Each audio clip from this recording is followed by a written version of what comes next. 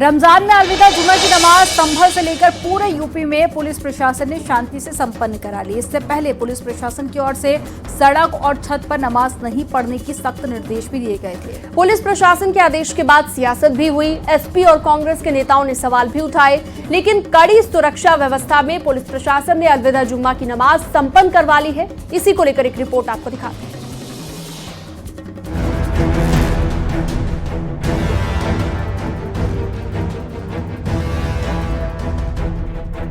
UP में अलविदा जुमे की नमाज शांतिपूर्वक तरीके से संपन्न हुई। संभल समेत प्रदेश के तमाम जिलों में पुलिस और प्रशासन ने अलविदा जुमे की नमाज शांतिपूर्ण माहौल में संपन्न करवाई। संभल, लखनऊ, रामपुर, मेरठ और सहारनपुर में भी पुलिस ने पुख्ता इंतजाम के बीच नमाज पूरी कराई। दरअसल सड़क पर और छतों पर नमाज पर रोक लगाई गई थी, जिसके बाद पुलिस ने खासकर संवेदनशील जिलों में कड़ी निगरानी की व्यवस्था की थी। सड़कों और छतों पर नमाज नहीं पढ़ने को लेकर पुलिस प्रशासन ने निर्देश जारी किए थे, जिसे लेकर सियासी बयानबाजी भी जारी रही।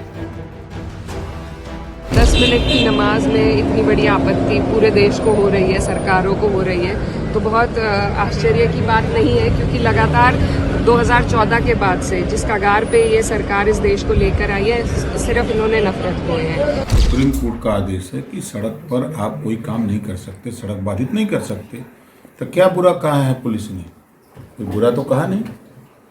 एक अंकुश लगाने के लिए है, लोगों में रहे कि हम अगर ऐसा करते हैं तो हमारा ये नुकसान हो सकता है, उस उद्देश्य से पुलिस ने कहा है। वहीं जियाउर रहमान बर्क ने कहा कि सड़क पर नमाज पढ़ने वालों का मकसद किसी को दिक्कत पहुंचाना नहीं होता।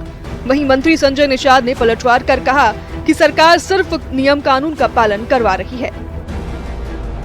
काफ़ी लंबे समय से अब नमाज सड़क पर नहीं होती है, और जहां तक नमाज सड़क पे अदा होने की बात है, कोई भी मुसलमान खुशी से नमाज को सड़क पे अदा करना नहीं चाहता, और न ही नमाज की हमको सड़क पर अदा करने का मकसद हमारा ये नहीं था जब नमाज पहले अदा करते थे कि किसी की भावनाओं को ठेस पहुँचाएं या किसी को कोई परेशानी पैदा करें। सिर्फ मस्जिद के अंदर, क्योंकि जुम्मे का दिन ऐसा होता है रमज़ान शरीफ के अंदर, कुछ नमाज हम जो है अपने घर पे भी अलग या वैसे पढ़ सकते हैं जमात से हट के भी, लेकिन जुमे के दिन की नमाज को मस्जिद में जमात से पढ़ा जाता है। इसलिए उस दिन तादाद ज़्यादा हो जाती है, तो उस मजबूरी की वजह से मस्जिद में इतनी जगह नहीं होती, तो बाहर नमाज पढ़नी पड़ती थी।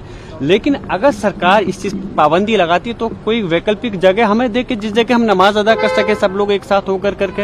अगर मस्जिद में जगह नहीं है, बाहर पढ़ना मजबूरी है, तो निश्चित रूप से उन्हें पुलिस को इन्फॉर्म करना चाहिए, परमिशन मिला है, और पुलिस को वहाँ जगह भी देनी चाहिए, क्योंकि हर आदमी को अपने धर्म का इबादत करने का अधिकार है। लेकिन जहाँ मस्जिद में जगह है और वो सड़क पर आए नमाज पढ़े, तो एक तरीके से बवाल कराने का जगह है, और पुलिस को कानून शांति व्यवस्था करना पुलिस का प्रशासन का काम है। मंत्री कपिल देव अग्रवाल का भी नमाज को लेकर बयान आया। मंत्री ने कहा कि पुलिस प्रशासन का मकसद सिर्फ सुप्रीम कोर्ट के आदेश का पालन करवाना है, लेकिन समाजवादी पार्टी के नेता हमेशा मुस्लिमों को भड़काने की कोशिश करते हैं। कुछ लोग, खासतौर समाजवादी पार्टी, मुस्लिम तुष्टीकरण में मुस्लिम समाज के लोगों को गुमराह करना चाहती है। स्पष्ट सुप्रीम कोर्ट का निर्देश आज का नहीं है, भारतीय जनता पार्टी की सरकारों से पहले का है। जब मोदी प्रधानमंत्री नहीं थे, जब योगी आदित्यनाथ मुख्यमंत्री नहीं थे, उस समय का आदेश है कि सड़कों पर किसी प्रकार की सोशल एक्टिविटी, सामाजिक एक्टिविटी, धार्मिक एक्टिविटी नहीं होंगी, सड़कों पर अतिक्रमण नहीं होगा, सड़कों पर कब्जे नहीं होंगे, रास्ते जाम नहीं होंगे। सुप्रीम कोर्ट की निर्देश का, आदेश का पालन अगर सरकार कर रही है, तो धार्मिक उन्माद कहां से हो गया? तो वहीं सीएम योगी ने अधिकारियों को अलविदा जुमे की नमाज शांति सौहार्द से करवाने के निर्देश दिए थे, जिसके बाद सभी संवेदनशील जगहों पर पुलिस प्रशासन की टीम मौजूद रही और अलविदा जुमे की नमाज संपन्न करवाई गई। न्यूज़ 18 के लिए ब्यूरो रिपोर्ट।